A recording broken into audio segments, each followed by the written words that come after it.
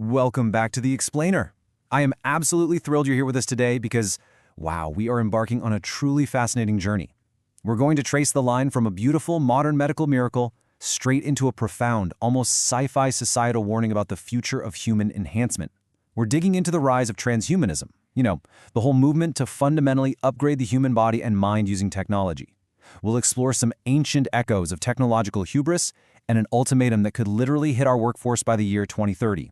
So, grab your focus, settle in, because the information we're unpacking today, it's going to fundamentally change how you view the devices we use and the very future we're building. Let's start with a moment that honestly captured the whole world's heart.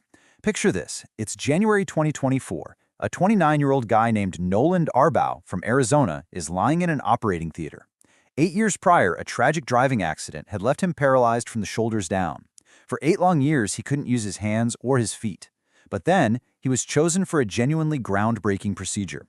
In a 2-hour robotic surgery, a coin-sized chip was installed right into his skull, with 64 incredibly thin wires connecting directly to his brain's neurons. Fast forward a few weeks, and a video goes live. Noland is playing chess on a computer. But here's the kicker. He's not using his hands. He's moving the pieces entirely with his mind. And that video, rightfully so, racked up over 100 million views. People literally wept watching it. I mean, it is a genuinely amazing, beautiful moment of human connection restored by technology. It's the promise of science fiction made real, specifically to help those who need it the most.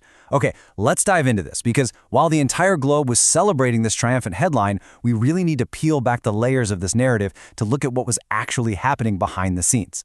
Which brings us to Section 1. The miracle in the quiet reality. You see, every massive technological leap kind of has a shadow, right? And in the rush to celebrate the victory, the broader public completely missed the fine print. Notice the stark contrast here. On the one hand, we have the viral success, the exciting talk of superpowers and restored autonomy. But on the other hand, a much quieter reality.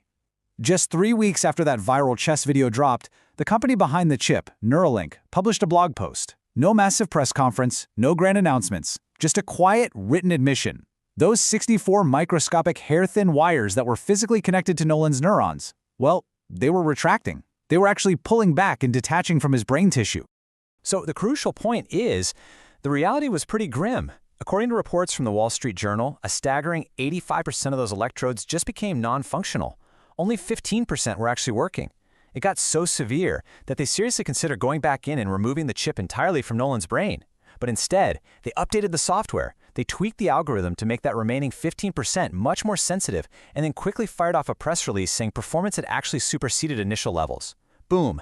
The narrative was spun right back to success, and everyone went back to clapping. But hey, as focused learners, we have to look at the cost of getting to that 15%. And that cost? It's represented by this number, 1,500. Before this chip ever reached a human being, it was tested on 1,500 animals. We're talking sheep, pigs, and monkeys. All of them died. And look, this isn't just some tragic footnote. A Reuters federal investigation revealed severe internal issues during these trials. Chronic infections, seizures, and even unapproved bioglue seeping into the brains of these test subjects. Employees internally called it a hack job. But the internal response to all this? Elon Musk simply emailed his staff telling them to work faster. So you gotta ask, why the incredible, almost dangerous rush? Well, let's explore that in Section 2, Billionaires Hacking the Brain. To truly understand the rush, we have to shift our focus away from just medical trials and look at the real, ultimate ambition of the global elite who are funding this tech. Take Deepinder Goyal, for example. He's the brilliant CEO of Zomato, which is a massive food delivery giant over in India. On a recent podcast, he was spotted wearing this shining device on his temple, tracking his brain's blood flow in real time. He actually revealed he has personally invested $25 million into longevity research. And what's the explicit goal here? It's not just about hitting the gym and feeling healthy. The stated goal is to try and stop or significantly delay death. The global elite are incredibly focused on hacking the brain to conquer mortality itself. And it goes way beyond just living longer. Check out this quote from Elon Musk. He stated this openly from the California Academy of Sciences stage back in 2019, all the way to the Joe Rogan and Lex Fridman podcasts.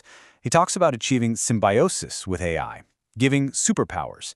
And notice the absolutely key phrase here, to healthy people. This whole Matrix-style vision, where you just download kung fu directly into your brain, that isn't designed as a medical device for the disabled. It's being built as a consumer upgrade for healthy people. Which brings us to a timeline that might feel uncomfortably close. Section 3, Hackable Humans by 2030. Now, you might be sitting there thinking, okay, this is fascinating science fiction, but come on, it's decades away. Actually, no. In 2020, at the World Economic Forum in Davos, literally the place where global policy is shaped, intellectual and WEF advisor Yuval Noah Harari made a truly striking declaration on stage. He flat out stated that humans are now hackable animals. He proclaimed that the era of the human soul is over.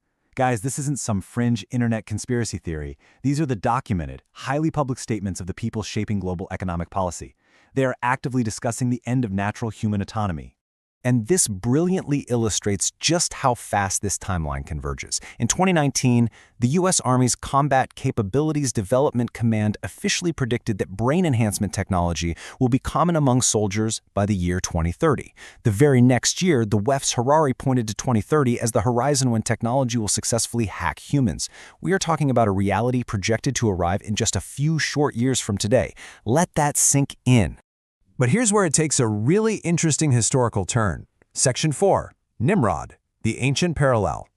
You see, this modern technological obsession with upgrading humans and hacking death, it's actually not new at all.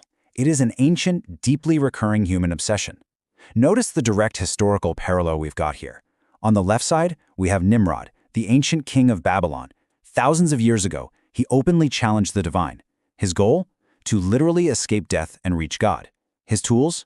Building the massive Tower of Babel to survive any future flood, and, supposedly, strapping a box to eagles to fly up into the heavens. Now look at the right side, modern Silicon Valley. The goal? Cure aging, achieve immortality, become gods. The tools? Brain chips and artificial intelligence. The technology is obviously evolved, but the fundamental argument and the sheer hubris, they remain exactly the same.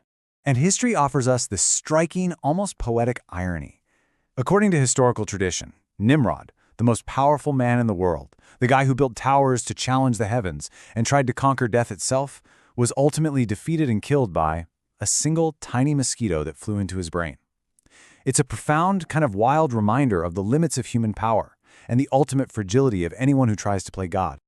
So let's bring this high-level philosophy crashing right back down into your living room. Section 5, the imminent workforce ultimatum. You're probably wondering, how does this actually affect me, my kids, and our future? Well, we have to understand the normalization pipeline. Literally, every major technology follows this exact path. Step 1, it starts as a medical necessity. Wheelchairs were purely for the disabled. Early glasses were strictly medical. Cell phones were just emergency communication tools. Step 2, convenience. Wheelchairs became airport convenience tools. Glasses turned into cosmetic smart glasses. Cell phones morphed into everyday social media devices. Then, step 3, it becomes a mandatory norm. Think about it. Today, if you don't have a smartphone, you are functionally locked out of modern society.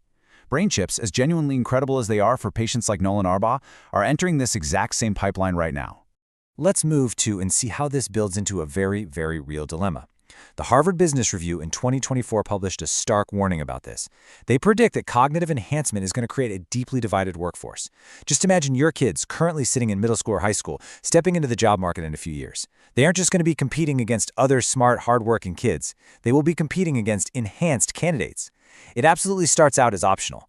But soon enough, employers are going to realize that enhanced workers are faster, smarter, and literally never forget a detail. Suddenly, having a brain chip isn't some weird medical novelty. It becomes an unspoken, absolute career requirement. And that brings us to the ultimate, unavoidable dilemma of transhumanitism. The real question isn't just whether the tech works or whether it helps the disabled, because of course it should. That's amazing. The real question is this. When the time comes, in the very near future, to choose between installing a chip in your healthy children's brains or watching them become permanently unemployable and totally left behind by society, what will you do? It's a heavy, chilling question, right? But as focused learners, it's one we absolutely must be prepared to answer. Thank you so much for joining me on this explainer. Keep asking the hard questions, and I'll catch you in the next one.